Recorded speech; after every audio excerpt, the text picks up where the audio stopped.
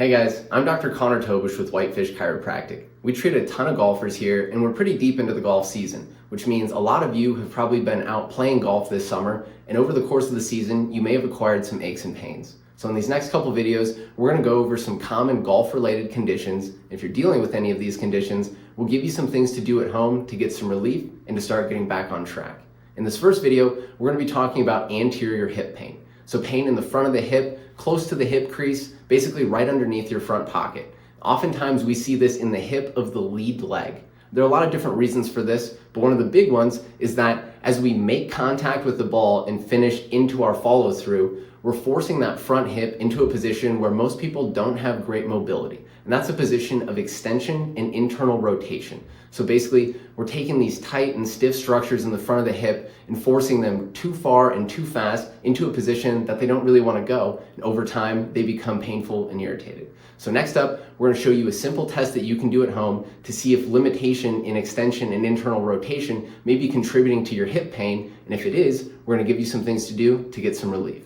All right, guys, for our first test, we're basically just going to be putting the hip into that position of extension and internal rotation. So to get set up, just sit on the floor. You can put your hands flat, just slightly behind you. Knees will be at about 90 degrees, and your feet will be just a bit wider than shoulder width apart. So you'll basically be in this position here. Then you'll just let your hips and knees fall off to the side.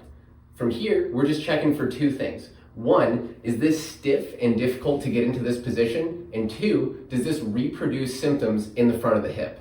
The next test we're going to look at for this anterior hip pain is going to be passive internal rotation of the hip. So all you need is a partner to help you check. You'll have the patient go on their back, then you're going to bring their hip up to about 60 degrees of flexion. From here, we just want to see how far does the hip turn internally.